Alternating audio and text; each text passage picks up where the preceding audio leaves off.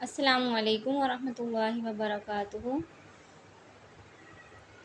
अच्छा जी, आज हम जो है ये यहाँ से पढ़ेंगे। यहाँ तक हमने कंप्लीट कर लिया था, यहाँ तक। तो आज हम यहाँ से स्टार्ट करेंगे।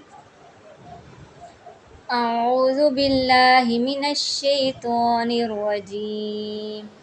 बिस्मिल्लाहिर रहमानिर रहीम। अच्छा जी, ये ता और तौ ये मिलती जुलती आवाज़ वाले हरूफ हैं। इनकी आवाज़ तो मिलती है, लेकिन इनके जो हैं मखरिज वो अलग अलग हैं। ठीक है, हमने इस चीज़ का ख्याल रखना है। ता ज़ेर ती। अच्छा, जब हमने हिज्जे करने हैं तो हमने तब ता की मिकदार का ख्याल रखना है, ता के मखरिज का ख्याल रखना है। लेकिन हमने जब हिज्जा कर लेना है तो हमने ज़ेर को खींचना नहीं है। ठीक है, और इसको मजहूल भी नहीं पढ़ना और इसको झटका भी नहीं देना। ठीक है, ता ज़ेर ती, तो ज़ेर तुई। तो को हमने मोटा भी करना है। और ये आपको पता है ये कौन से हरूफ में से है? ये हरूफ मुस्तालिया में से है। ठीक है, मोटे हरूफ में से है, इसलिए हम इसको तो मोटा भी करेंगे। जबकि देखें मिलती जुलती आवाज़ वाले हैं, लेकिन मखरज इनके अलग हैं। ता तो को हम मोटा कर देंगे, ता को हम नहीं करेंगे। ठीक है, सा ज़ेर सी। अच्छा, सा का जो है, सा में सीटी की आवाज़ नहीं आएगी, ये नरमी वाला हर्फ है। और ज़ेर जो है, ज़ेर का जो ज़ा है उसमें सीटी की आवाज़ आएगी। तो हमने इनको मिक्स नहीं कर देना। ठीक है, ये ना हो हम सा को ज़ा पढ़ रहे हों और ज़ा को हम सा की आवाज़ निकाल रहे हों। ऐसा पढ़ने से हमारा कुरान पाक गलत हो जाएगा और हमें जो सवाब मिलना है उसकी बजाय हमें गुनाह होगा। ठीक है, तो हमने आपको इतना याद रहे कि हम अगर एक भी हरूफ गलत पढ़ते हैं, उसकी हरकत में, उसकी मिकदार में या किसी भी तरीके की कोई कमी कोताही हमसे हो जाती है, तो जब तक हमें उसके बारे में इल्म नहीं होता, जब तक हम उसको सीखते नहीं हैं और हमारे मतलब हमारे पास उस तरह की सहूलत मौजूद नहीं होती, तब तक तो हमें गुनाह नहीं है। लेकिन जब हम सीख जाते हैं, जब हम जानबूझकर गलती करते हैं, चाहे वो कोई गुनाह हो, ये तो फिर कुरान पाक का गुनाह है। मतलब कुरान पाक को गलत पढ़ना बहुत बड़ा गुनाह है। तो तब जानबूझ के जो हम गुनाह करते हैं, उसका जो है गुनाह ज़्यादा होता है। ठीक है, अब आपके पास अगर कोई तजवीद सिखाने वाला मौजूद है, अगर आपने तजवीद नहीं पढ़ी हुई, आपने कुरान पाक को सिंपल तरीके से पढ़ा हुआ है, तो अब आप कुरान पाक को सीख सकते हैं। क्योंकि कुरान पाक जो है ये तजवीद के साथ उतरा है और हम इसको सिंपल नहीं पढ़ सकते, क्योंकि सिंपल पढ़ना जो है ये गुनाह है। ज़ाहिर है, जब हरकत का पता नहीं होगा, जब मिकदार का पता नहीं होगा, जब हमने मोटे हरूफ को मोटा नहीं करना, इसी को तो तजवीद कहते हैं।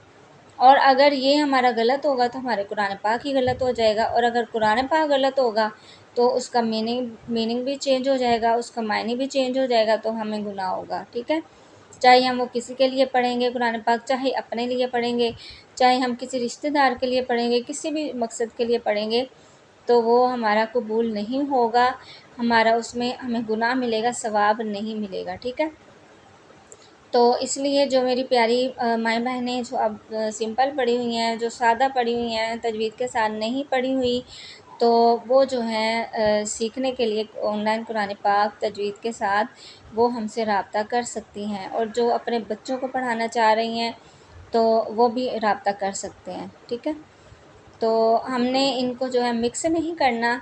जब एक हमारी हरकत की कोई कमी हो जाती है, हमारी कोई हरूफ की कमी हो जाती है, तो उसका मीनिंग चेंज हो जाता है, तो जिसकी वजह से हमें गुनाह होता है। सवाब होना होता है, उसकी जगह हमें गुनाह होता है। ठीक है, तो हम जैसे ही हम वो गलती खुद करेंगे, हम फिर आगे किसी को सिखाएँगे तो हम उसको भी गलत पढ़ाएँगे। तो इस तरह जो है ये गलत पढ़ना जो है गुनाह है। तो इसलिए इसको अच्छे तरीके से अभी से ही, क्योंकि ये बेस होती है, ये कायदा जो है ये बेस होती है, तो इसको हमने अच्छी तरह से सीखना है। मैं इसलिए आपको हर लाइन में, हर तख्ती पे बार-बार आपको वही मकरिज, वही कायदे, वही आपको हर चीज़ बताती हूँ, ताकि आपके ज़हन में अच्छी तरीके से बैठ जाएँ और आपकी से वो गलती ना हो। ठीक है? بار بار آتے تو وہی ہیں مخرج دوبارہ بار بار، لیکن میرا مقصد یہ ہوتا ہے کہ آپ کو اچھی طرح سے ذہن نشی ہو جائے، آپ سے یہ غلطیاں نہ ہوں، کیونکہ اگر ابھی ہم کور کر لیں گے تو ہو جائیں گے، لیکن جب ہم قاعدہ کمپلیٹ کر لیتے ہیں، جب ہم پڑھ لیتے ہیں، تو تب ہم اس کے بعد ہم یہ جتنا مرضی کور کرنے کی کوشش کریں گے، ہم سے یہ کور نہیں ہوگی، ٹھیک ہے۔ جب ایک چیز کی بیس ہی غلط ہے تو پھر وہ آگے کیسے ٹھیک ہو سکتا ہے؟ تو اس لیے ہم اس کو بار بار میں آپ کو بتاتی ہوں کہ اس کا مخرج یہ ہے، اس کی مقدار یہ ہے، یہاں یہ غلطی نہیں کرنی، تو اس کو آپ نے ذہن میں رکھنا ہے، مائنڈ میں رکھنا ہے، اس کو آپ نے غلط نہیں پڑھنا، ٹھیک ہے۔ سین زیر سی، اچھا یہ سیٹی والا حرف ہے تو ہم اس میں سیٹی نکالیں گے، ٹھیک ہے۔ دیکھیں ان کی آوازیں تو سیم ہیں لیکن ان کے مخرج الگ الگ ہیں، ٹھیک ہے۔ سا نرمی والا حرف ہے، سین میں سیٹی نکلے گی، ٹھیک ہے۔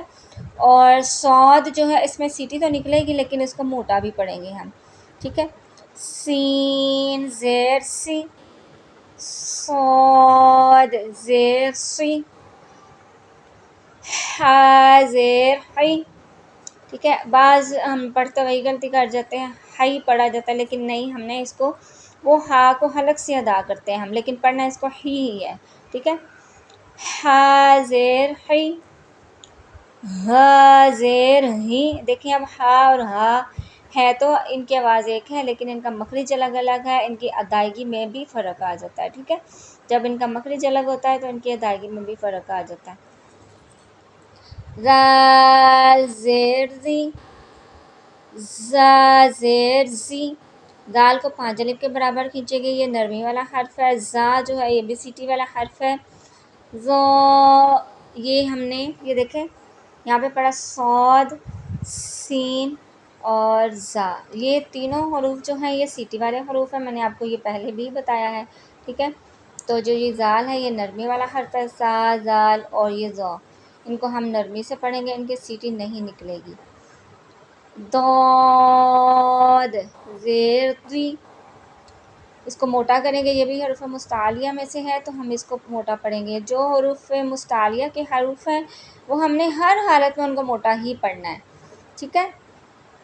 ضا زیر ضی، عین زیر عی، حمزہ زیر ای، حمزہ زیر ای۔ اب یہ الف اور حمزہ یہ ان کی آواز ایک ہے لیکن ان کے اشکال جو ہیں وہ چینج ہے، کیوں؟